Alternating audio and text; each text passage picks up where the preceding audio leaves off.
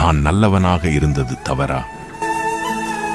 சில நேரம் நாம் நல்லது செய்வோம், யாருக்கும் உதவணும்னு நினைப்போம், நல்ல மனசோட எல்லாரையும் நம்புவோம், எல்லாருக்கும் நல்லதுதான் நடக்கணும்னு ஆசைப்படுவோம்.